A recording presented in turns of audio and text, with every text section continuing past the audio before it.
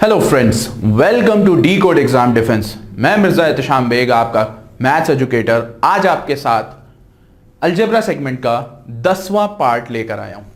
Friends, ये segment बहुत ही important है। जो आपको पढ़ाया जा रहा है, जो क्वेश्चंस कराए जा रहे हैं, वो सारे आपके कॉन्सेप्ट से रिलेटेड हैं और बीच बीच में मैं कॉन्सेप्ट्स को भी समझाता जा रहा हूं। तो बस यहां पर आपको मेरे साथ क्या है, प्रैक्टिस करते रहना है। मेरी कोशिश यही थी स्टार्टिंग से कि आपको जो है कॉन्सेप्ट करा के उसके ऊपर क्वेश्चन कराया जाए, लेकिन दिक्कत ये होती कि उसमें टाइम ज्यादा जाता। अब मैं कॉन्सेप्ट की सीरीज जरूर शुरू करूंगा, डोंट वरी अबाउट इट, क्योंकि अब मैंने इतने क्वेश्चंस आपको दे दिए हैं कि जिनके लिए एग्जामिनेशन दरवाजे पर है। जैसे सितंबर में आप सभी को पता है, सितंबर के फर्स्ट वीक में एग्जामिनेशन है एनडीए का। तो हमारा क्या था, हमारा पर्पस, हमारा मोटिव यही था कि ज्यादा से ज्यादा प्रैक्टिस मिले आपको, ठीक है। और कॉन्सेप्ट भाई जाहिर सी बात है उनका क्लियर हो गई कहीं ना कहीं, कुछ ना कुछ। तो जिसका नहीं क्लियर है उसके लिए भी हम सीरीज एक लेके आ रहे हैं, डोंट वरी अबाउट इट। तो चलिए अब हम स्टार्ट करते हैं। आज जो 10th पार्ट है या 10वां दिन है इन क्वेश्चंस का, वो हम लेकर आगे बढ़ते हैं। अलजेब्रा सेगमेंट में आप सभी को पता है कि कौन कौन से चैप्टर होते हैं। तो चलिए आज उसी को देखते हैं कि क्या कह रहे हैं वो सवाल। तो पहला सवाल आपका कॉम्प्लेक्स नंबर के ऊपर है, ठीक है। क्या कह रहा है, कह रहा है z plus z bar, z minus z bar, then the locus of z is. तो भाई यहां पर समझिएगा अब इसे करना कैसे। सबसे पहले आपको पता है z is what, z is a complex number. और कॉम्प्लेक्स नंबर क्या होता है, रियल और इमेजिनरी का क्या, रियल और इमेजिनरी का क्या होता है भाई। कॉम्प्लेक्स नंबर क्या होता है, सम होता है एक तरीके से, नंबर उसके अंदर वही होते हैं।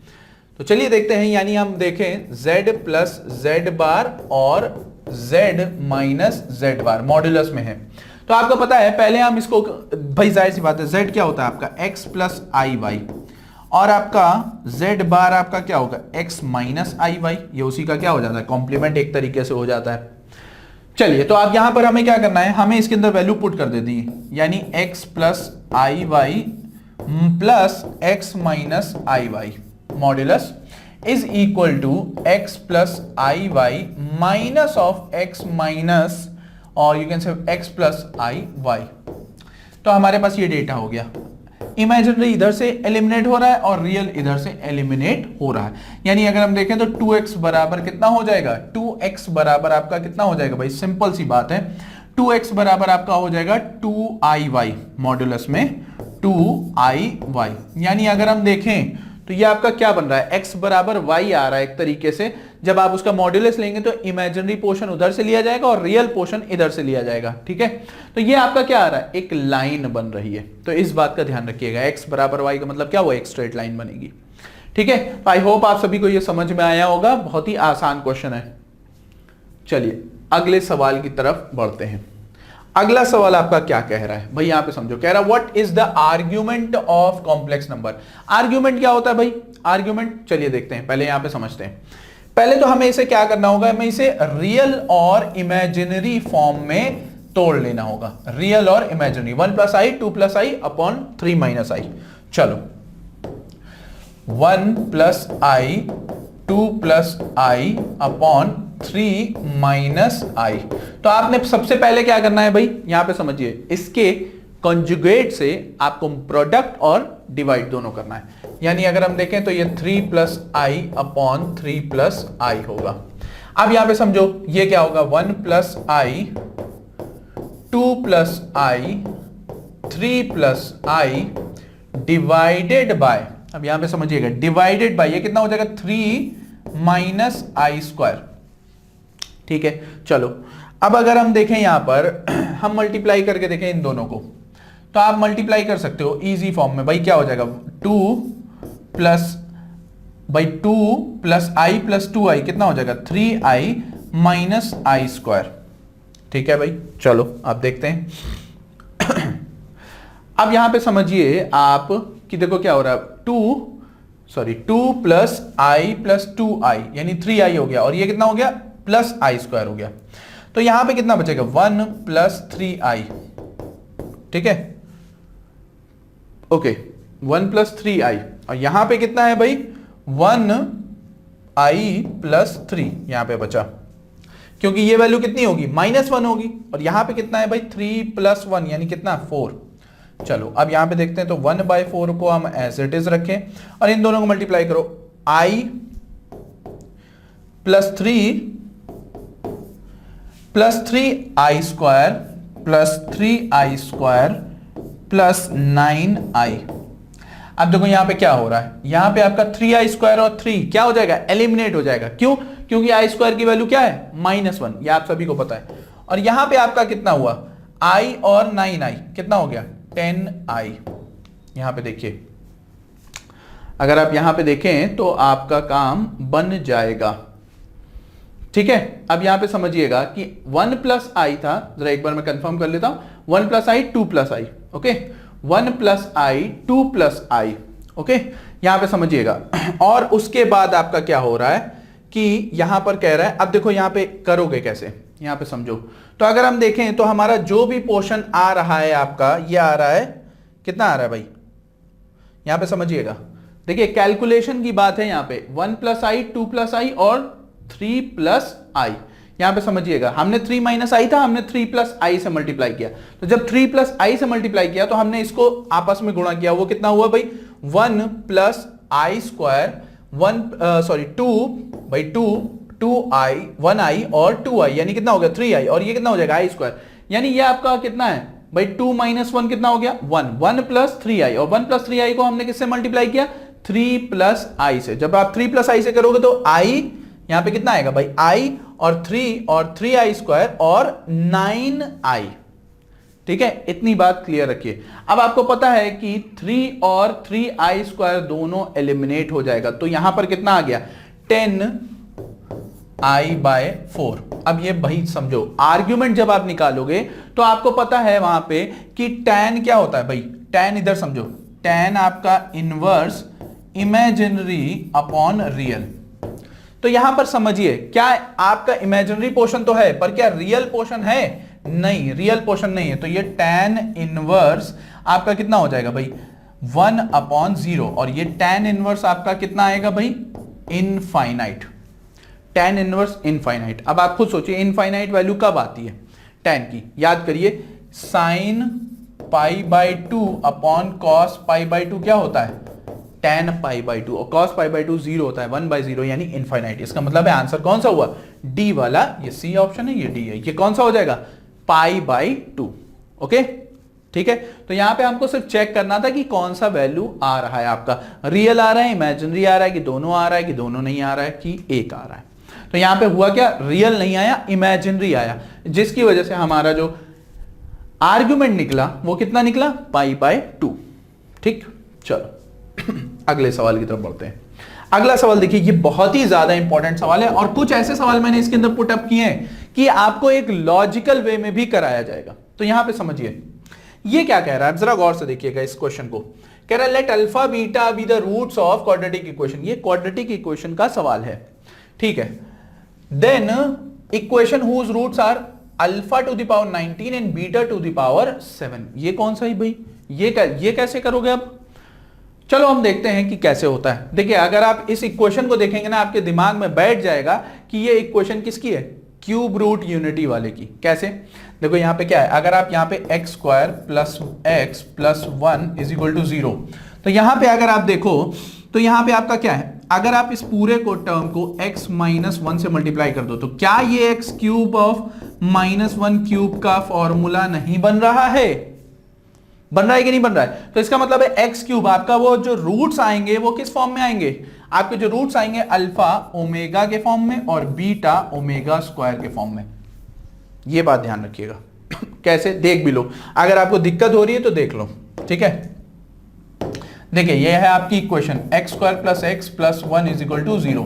आप क्या करते हो, इसके फैक्टर तो होंगे नहीं, तो आप वही लगाते हो श्रीधराचार्य क्या, -b plus minus under root of b square minus 4ac, याद करिए, अपॉन 2a, ये लगाते हो ना। मैं आपको कॉन्सेप्ट भी बताता हुआ चल रहा हूं, तो यहां पे ध्यान रखो। अब यहां पे क्या करोगे, -1 प्लस माइनस अंडर रूट 1 का स्क्वायर माइनस 4 डिवाइडेड बाय 2, ये कितना है, -1 plus minus under root 3i, sorry i पहले क्यों दिखा रहा हूं, पहले आपको ये दिखा दूं कि माइनस ऑफ 3 आएगा डिवाइडेड बाय 2। अब आपको पता है ये minus of 3, square root of -1 कितना होता है, i, ठीक है। तो ये हो जाएगा minus, 1 plus minus i root 3 divided by 2।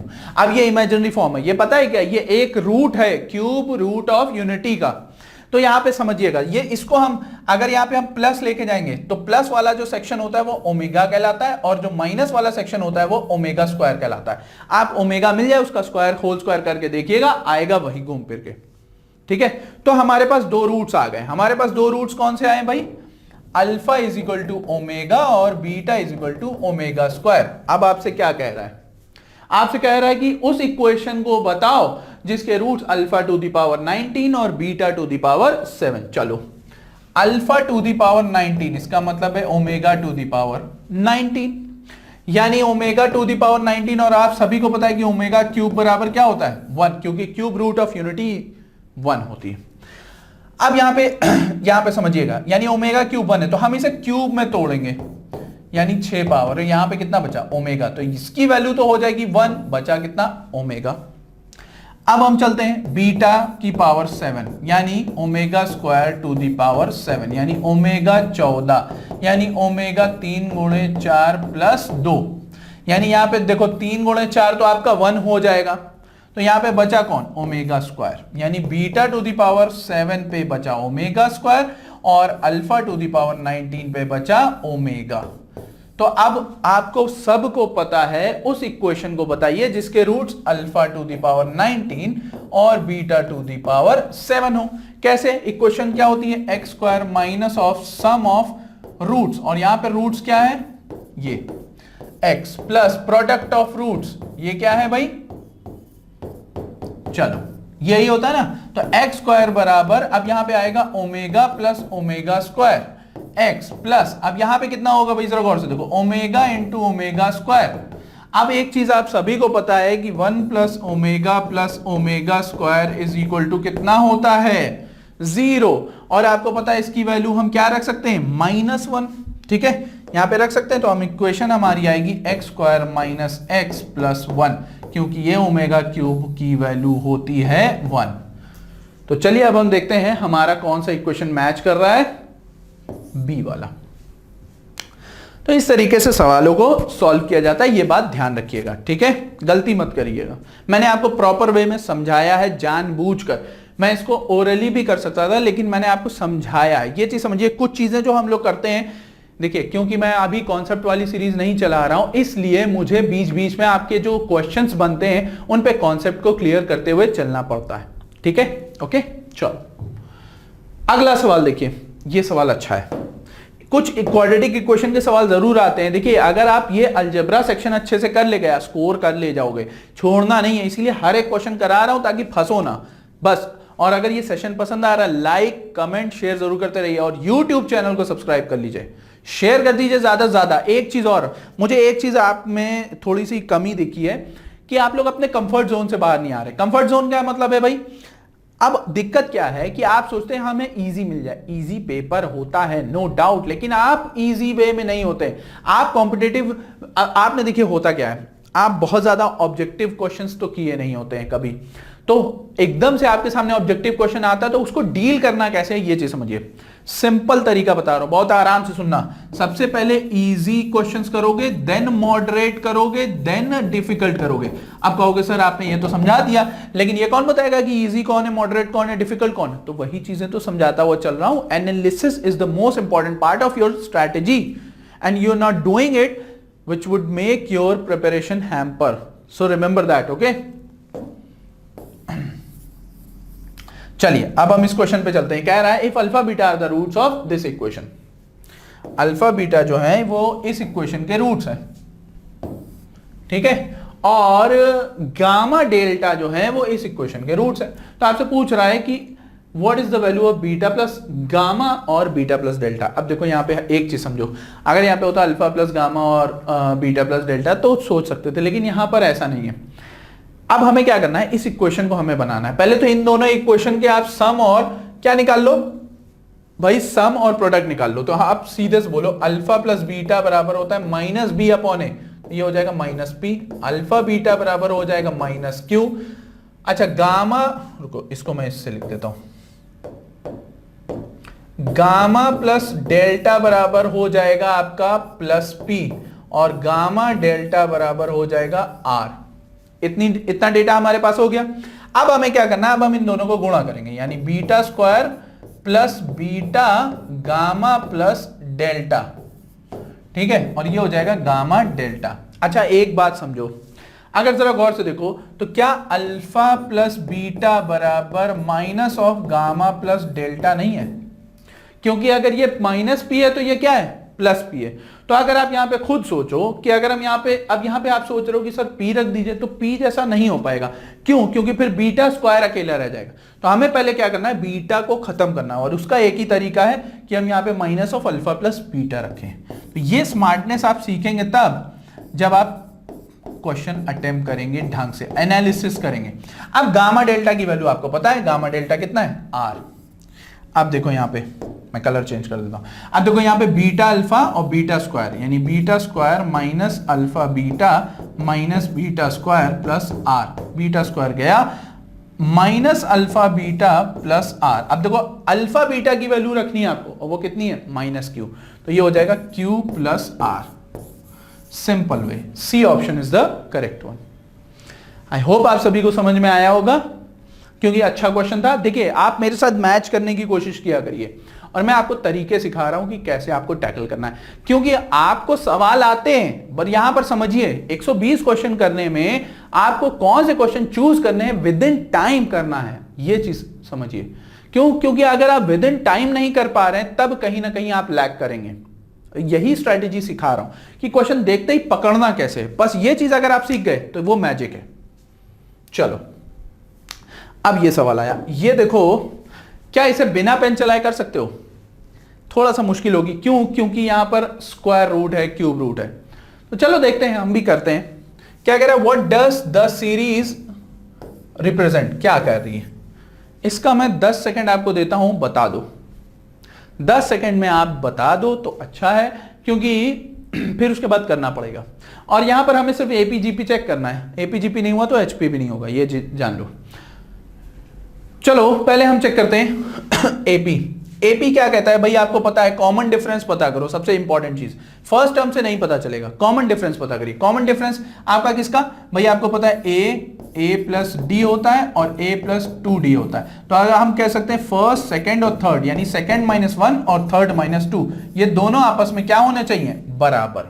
अगर नहीं है तो इसका मतलब ये नहीं है। चलो हमें क्या करना है, बस हमें डिफरेंस ले लेना है। थोड़ा सा हम फ्रैक्शन रैशनलाइज वगैरह भी करेंगे। तो ये आपका क्या है, देखो यहां पर हो जाएगा 1/√3 -1, यानी ये होगा आपका 1 -√3 अपॉन √3। अब अगर आप फिर फर्दर करना चाहो तो भी हो सकता है। फिर अब देखो ये मैच करना चाहिए, तो ये हो जाएगा 3 - 1 अपॉन √3। ठीक है, अब ये जरा देखो 3√3 -1 अपॉन √3, ऐसा कुछ मैच नहीं कर रहा है, तो भाई एपी तो नहीं है। ठीक है, चलो अब हम जीपी चेक करते हैं। जीपी चेक करना इंपॉर्टेंट है, क्योंकि जीपी कभी कभी मैच कर जाता है। चलिए अब यहां पे देखिए, जीपी क्या होता है भाई, कॉमन रेशियो होता है। कॉमन रेशियो क्या होता है, second term divided by first term, third term divided by second term, should be an equal. यानी इसका मतलब हम बोल सकते हैं 1 अपॉन √3 डिवाइडेड बाय 1, ये कितना हो जाएगा 1/√3। यानी हम इसको क्या बोल सकते हैं, √3 डिवाइड बाय 3, यानी इसको ऐसे ही रखो, कोई दिक्कत नहीं। अब देखो ये क्या है, 3 डिवाइडेड बाय 1 अपॉन √3, तो अब अगर आप देखें तो 3√3 आ रहा है। तो क्या ये मैच कर रहा है एक दूसरे के साथ? नहीं। अगर आप इसको रैशनलाइज भी करो तो ये आ जाएगा √3 divided by 3, still not matching, that means it is not GP as well. तो अब ये जीपी भी नहीं है तो एचपी भी नहीं है, तो इसका मतलब ये नन ऑफ द सीरीज है। तो ये कोई भी सीरीज मैच नहीं कर रही है, इस बात का ध्यान रखिएगा। ठीक है, चलिए अगला सवाल। ये बहुत अच्छा सवाल है, लेंथी सवाल दिख रहा है पर है नहीं।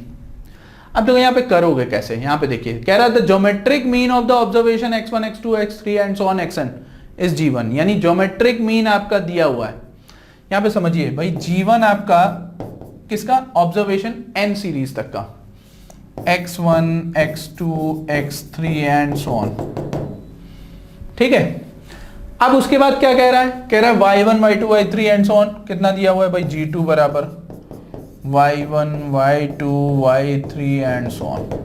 ये हमें दिया हुआ है। तो आपसे कह रहा है कि the geometric mean of observation this. अच्छा यहां पे खुद सोचो, यहां पे किया हुआ G1 G2, अगर आप G1 G2 मल्टीप्लाई कर दो तो x1 y1 आएगा, x2 y2 आएगा, x3 y3 आएगा, फिर and so on nth term तक जाएगा।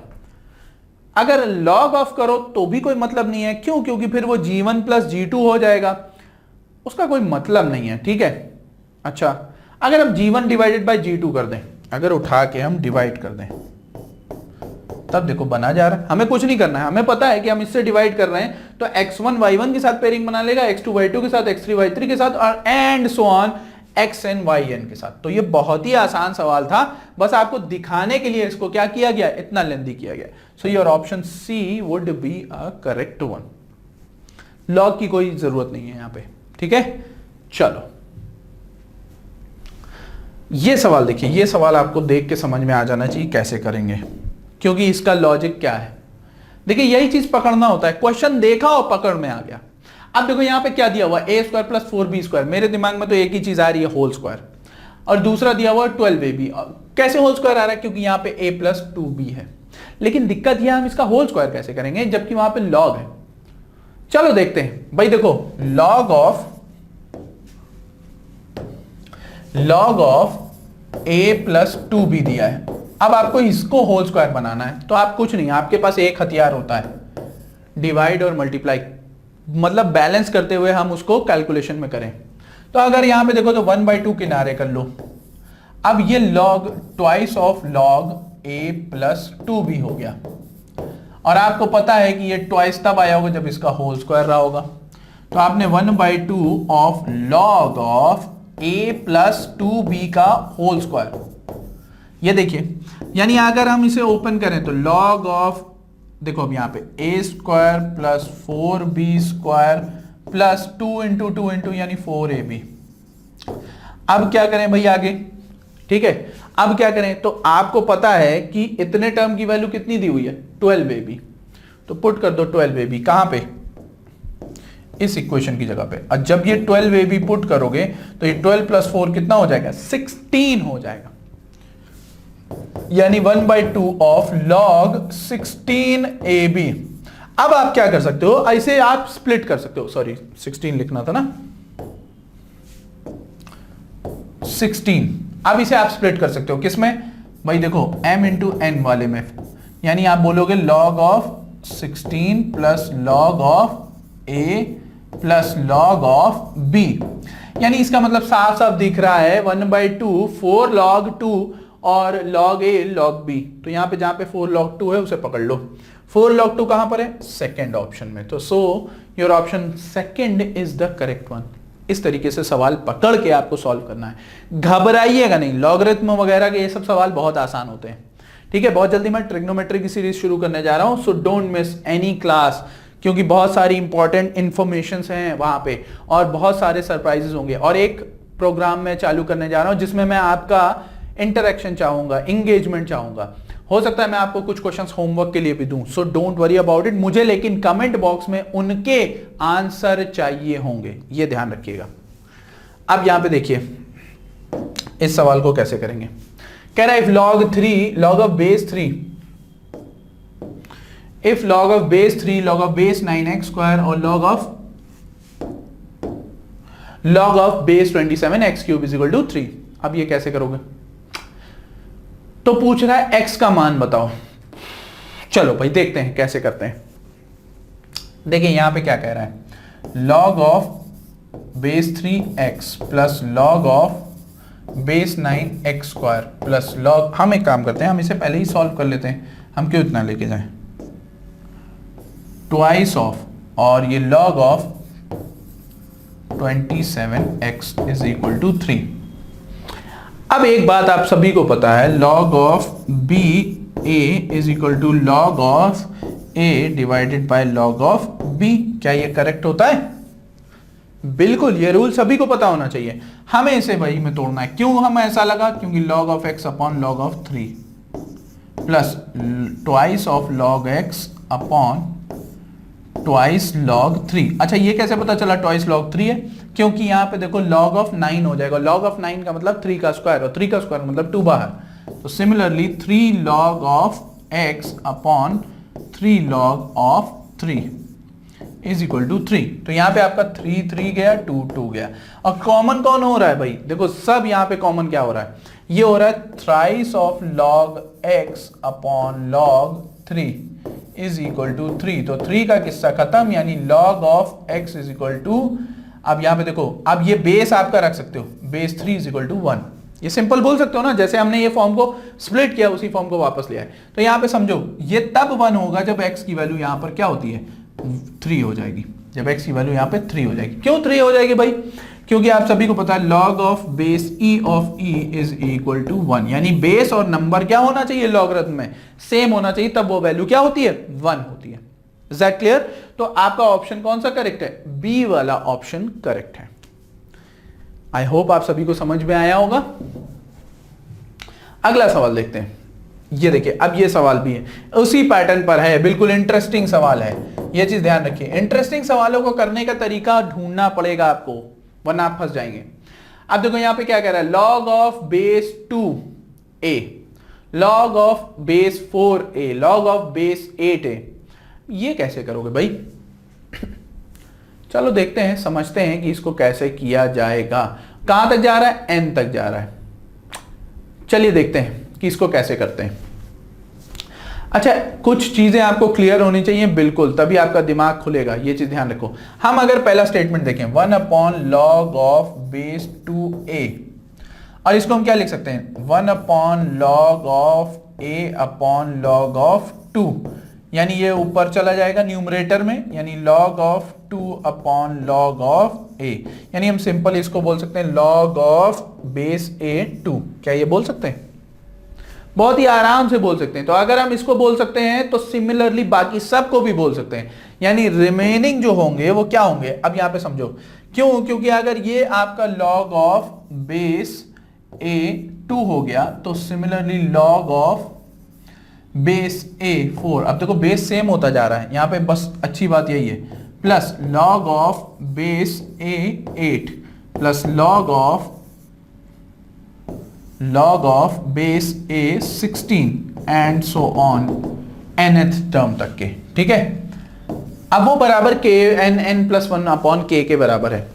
चलो हमारे दिमाग में बत्ती खुल रही है, ये चीज समझ में आ गई होगी आप सभी को। मैं इसको रफ कर दे रहा हूं, ठीक है, बहुत ही इत्मीनान से इसीलिए समझा रहा हूं क्योंकि कुछ स्टूडेंट नए भी हैं, कुछ स्टूडेंट पुराने भी हैं, तो मुझे सबको लेके चलना पड़ता है। ठीक है, तो कभी कभी मैं आपको पूरा प्रोसीजर बताना जरूर, देखो मैं बिलीव करता हूं कॉन्सेप्ट में, फिर शॉर्टेस्ट वे भी बता दूंगा, उसकी दिक्कत नहीं है।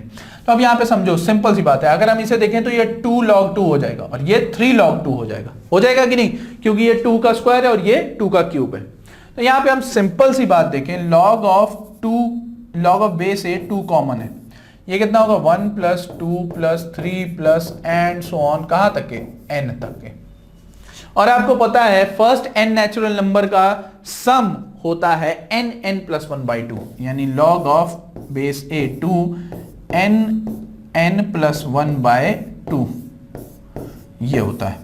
ठीक है, और ये बराबर किसके हैं, ये बराबर है आपका n प्लस 1/k, तो हमें k की वैल्यू चाहिए होगी। अब कैसे करें भाई इसको, चलिए देखते हैं। अगर हम देखें तो यहां पे हमारा 2 बेस में आ रहा है, तो इसका मतलब हम इसे फिर वापस लेके आ जाएंगे, तो ये किस्सा तो खत्म आपका। ठीक है, अब यहां पे क्या है, यहां पे हो जाएगा 1 upon log of base 2a। ठीक है, और यहां पे 2 ऑलरेडी है, तो आपको पता है कि ये किसके बराबर होगा, 1 upon log of base 2a square, यानी आपका ऑप्शन कौन सा क्लियर है, सी वाला ऑप्शन क्लियर है, क्योंकि आपने इक्वेट कर दिया k को। तो ये तरीका है इसको सॉल्व करने का। आई होप आप सभी को समझ में आया होगा और मेरे साथ मैच कर लिया होगा। देखिए कोशिश किया करिए, कमेंट सेक्शन में आप जवाब देते रहिए, उसका जो चैट चलती है मैं अवेलेबल रहता हूं, तो मैं बस आपसे यही कहूंगा कि आप वहां पे आंसर मुझे दीजिए, मेरे साथ मैच करिए। प्रीमियर हम लोग इसीलिए करते हैं ताकि आपको लाइव जैसा फील हो, और जैसे आपकी एंगेजमेंट बहुत ज्यादा अच्छी होने लगेगी, we will definitely provide live classes as well. ठीक है, तो डोंट वरी, कोई परेशान होने की जरूरत नहीं है, सिर्फ बने रहिए हमारे साथ। क्योंकि एक बात समझ लीजिए, मोटिवेशन होनी चाहिए अंदर से आर्मी में जाने के लिए। मोटिवेशनल वीडियोस में बहुत देख रहा हूं, सब जगह बन रहे हैं, तो परेशान ना हो। मोटिवेशनल वीडियो के साथ आप मोटिवेट तो अंदर से हैं, तभी तो आप आर्मी में आ रहे हैं, डिफेंस के एग्जाम्स दे रहे हैं। बस आपको अपने कॉन्सेप्ट को क्लियर करना है।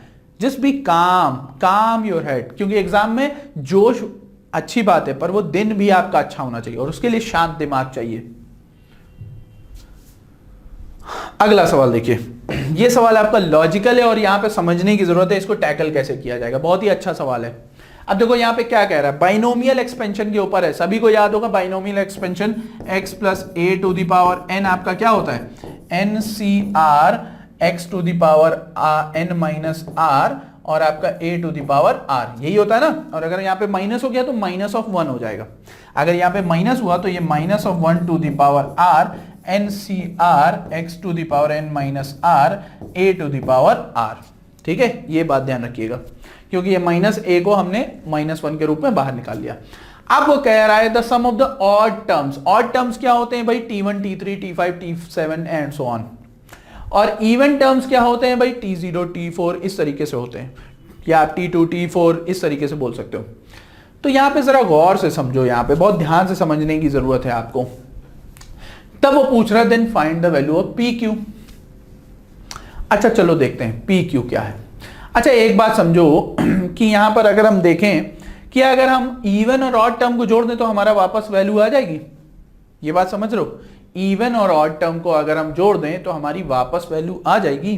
पर वो आप जोड़ोगे तो वो आपका क्या आएगा भाई, जाहिर सी बात है। अगर यहां पे देखो x plus a to the power n, ये तब बनेगा जब आपका p और q जोड़े जाएगा, यानी even term sorry odd term और इवन टर्म जोड़ेगा। ये बात क्लियर है कि नहीं क्लियर है।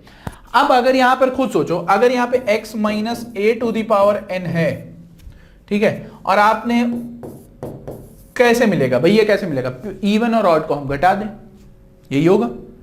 ठीक, लेकिन आप ये ध्यान रखिएगा ऑड में से इवन को घटाएंगे। क्यों, क्योंकि अगर आप ये देखो एक चीज समझो, ये जो टर्म होता है ये TR+1 का टर्म होता है। अगर आप इसमें 0 पुट करोगे तो ये वैल्यू आपकी 1 हो जाएगी, और अगर आप यहां पर 2 पुट करोगे तो ये वैल्यू आपकी पॉजिटिव हो जाएगी। तो ऑड वाले जो टर्म हैं वो हमेशा पॉजिटिव में मिलेंगे आपको, इवन वाले जो टर्म होंगे वो हमेशा किस में मिलेंगे, नेगेटिव में मिलेंगे। ये बात ध्यान रखिएगा, यानी इवन आर की वैल्यूज में अगर हम देखें, ठीक है। तो यहां पर हमें ये दोनों मिल गया, पर हमें क्या चाहिए, 4pq। तो आप एक बात बताओ कि अगर यहां पे जरा देखो p प्लस क्यू का होल स्क्वायर करो और p माइनस क्यू का होल स्क्वायर करो, तो एक बात बताओ सॉरी, हम यहां पे इन दोनों का होल स्क्वायर करें तो ये होता है क्या, p square plus Q square plus 2pq, है ना, p square plus Q square plus 2pq। और दूसरा वाला क्या होता है, p square plus Q square minus 2pq। अब एक बात बताओ, अगर आपको सिर्फ pq चाहिए तो आप इन दोनों को जोड़ोगे कि घटाओगे, घटा देंगे, और जैसे ही घटाए ये सारे माइनस और ये वाला पॉजिटिव, यानी ये गया ये टर्म गया, बचा कितना 4pq, यानी आपका 4pq बच गया। और 4pq तब बचेगा जब आप इसका भी होल स्क्वायर करोगे, इसका होल स्क्वायर करोगे, सब्ट्रैक्ट कर दोगे।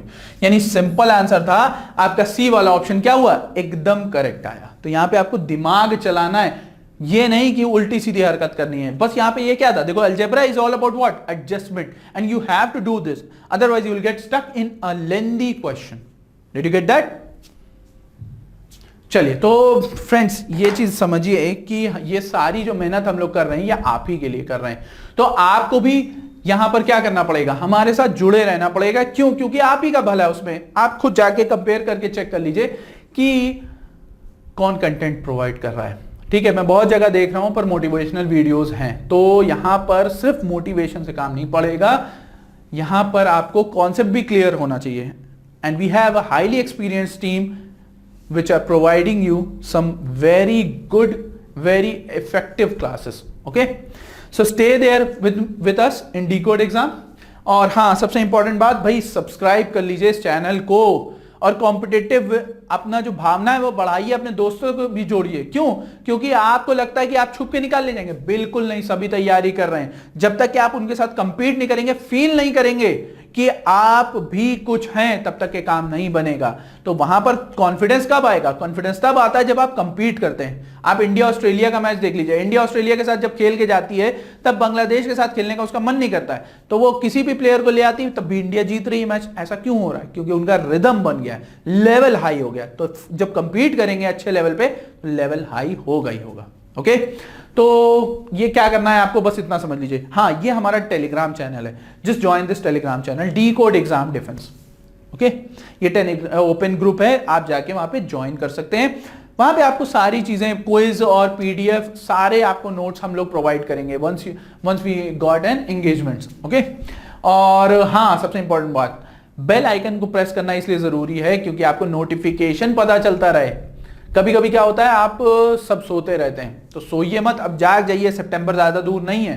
ठीक है, आई होप सितंबर में एग्जाम होगा, अगर नहीं होता है तो उसके लिए भी हमारे पास प्लानिंग है, डोंट वरी अबाउट इट, वो आप ही के लिए बेनिफिट होगा, ब्लेसिंग इन डिस्गाइज होगा। ओके, तो लाइक शेयर जरूर करते रहिए भाई। मिलते हैं नेक्स्ट क्लास में, टिल देन थैंक यू।